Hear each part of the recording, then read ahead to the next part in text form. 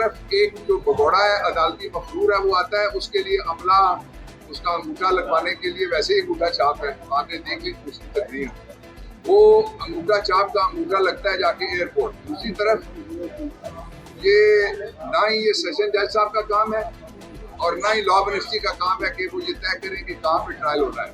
वो ट्रायल नहीं हो रहा, ट्रायल का कत्ल हो रहा है। It is murder of a trial जो इमरान खान के खिलाफ प्रोसीडिंग कर रही है। ये मौजूदा हुकूमत याद रखे, पिछली हुकूमत भी याद रखे, आपका नाम उसके ऊपर से स्याह धब्बा कभी मिटेगा नहीं। ये जबरन जो आज चार्जशीट लगाई गई है उसकी कोई हैसियत नहीं है, ये बोगस केस है, इसका कोई मुस्तकिल नहीं है। इसलिए मेरी दरख्वास्त होगी कि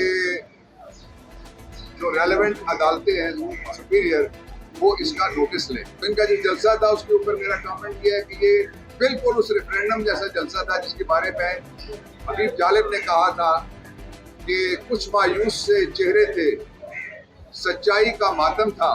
मैं इमरान खान के बारे में आपसे बात करना चाहता हूँ। जो इमरान खान का ट्रायल है वो इन कैमरा ट्रायल उसको कहा जा रहा है।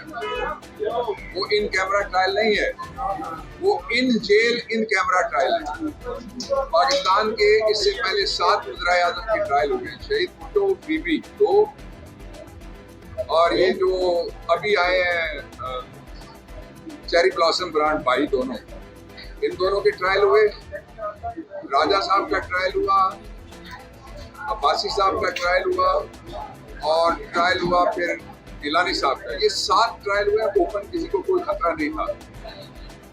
और एक तरफ एक जो भगोड़ा है, अदालती मफरूर है, वो आता है, उसके लिए अमला उसका अंगूठा लगवाने के लिए वैसे ही अंगूठा छाप है, आपने देख ली उसकी तकरीर, वो अंगूठा छाप का अंगूठा लगता है जाके एयरपोर्ट। दूसरी तरफ ये ना ही ये सेशन जज साहब का काम है और ना ही लॉ मिनिस्ट्री का काम है कि वो ये तय करें कि कहाँ पे ट्रायल हो रहा है।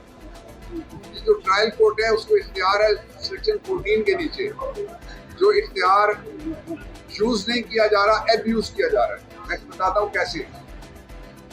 आपके लिए जो मीडिया है पाकिस्तान का और बैरून मुल्क का, उसके लिए ट्रायल, फेयर ट्रायल को तभी हो सकता है जब आप उसको कवर करेंगे। वहाँ बैठेंगे जाके ये सारे रिपोर्टर्स बैठेंगे और सारे जाके जो ब्लॉगर्स हैं वो बैठेंगे, वो फेयर ट्रायल होगा। जो कानून में लिखा हुआ है सेक्शन 14 है ऑफिसर सीक्रेट एक्ट का, उसमें लिखा हुआ है कि किसी शख्स को या सबको अदालत अगर समझे कि कोई ऐसा मरला केस में आ गया जहां रियासत को खतरा, ही मैं लफ्ज इस्तेमाल कर रहा हूं, I would like to be contradicted. ये सेक्शन 14 है कि वो लफ्ज अगर आ जाए जिससे रियासत को खतरा दरपेश हो, तो तब लोगों को बाहर निकाला जा सकता है। लेकिन 2 तबकात को नहीं निकाला जा सकता। एक वकील नहीं निकाले जा सकते, वहां वकील नहीं जा सकते, जेल है। दूसरा, आप नहीं जा सकते, वरना आप वो ट्रायल देखने के लिए वहां खड़े हों। वो ट्रायल नहीं हो रहा, ट्रायल का कत्ल हो रहा है।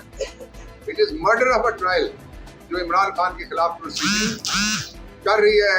ये मौजूदा हुकूमत याद रखे, पिछली हुकूमत भी याद रखे, आपका नाम उसके ऊपर से स्याह धब्बा कभी मिटेगा नहीं। और उस ट्रायल में किया क्या जा रहा है? मीडिया बाहर है, वकील बाहर है, कहते हैं इंसाफ होता हुआ नजर आना चाहिए। मुल्क की आखिरी बड़ी अदालत को मैं खराज तहसीन पेश करता हूँ, और इनसे पहले अतर मिनुल्लाह साहब को, जिन्होंने कहा था कि कैमरे पे ट्रायल हो, सारे लोगों को दिखाओ। जहां जितने केस चल रहे हैं वो सारे के सारे ऐसे केसेस हैं जो बड़े केसेस हैं, और प्राइम मिनिस्टर का ट्रायल हो रहा है जहां मीडिया मौजूद नहीं है। क्या हो रहा है किसी को कुछ पता नहीं है। और जेल में ट्रायल जो होते हैं, मैं बीबी का मैं वकील रहा हूँ, मैं जेल जो कोर्ट लखपत में नवाज शरीफ के दौर में ड्रग केस था जिसमें डेथ सजा थी आसिफ जरदारी का, मैंने वो ट्रायल सारा लड़ा, लेकिन उसमें रिपोर्टरों को जाने की इजाजत थी। वकील आप जितने चाहें हमारे साथ जा सकते थे। तो ये इंसाफ का कत्ल हो रहा है। और ये जबरन जो आज चार्जशीट लगाई गई है उसकी कोई हैसियत नहीं है, ये बोगस केस है, इसका कोई मुस्तकिल नहीं है। इसलिए मेरी दरख्वास्त होगी कि जो रेलेवेंट अदालतें हैं सुपीरियर, वो इसका नोटिस लें।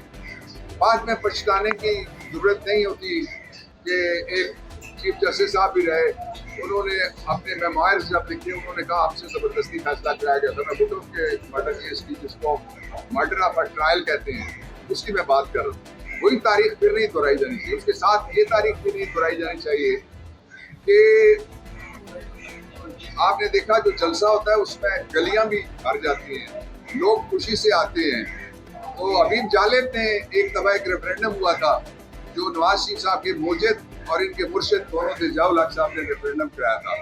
तो इनका जो जलसा था उसके ऊपर मेरा कमेंट ये है कि ये बिल्कुल उस रेफरेंडम जैसा जलसा था जिसके बारे में हबीब जालिब ने कहा था कि कुछ मायूस से चेहरे थे, सच्चाई का मातम था। और दूसरा जो उसने कहा बहुत सख्त है, तो शायद आप चला ना सके, इस वजह से पता नहीं कितना चलेगा। Don't worry, Food Panda संभाल लेगा।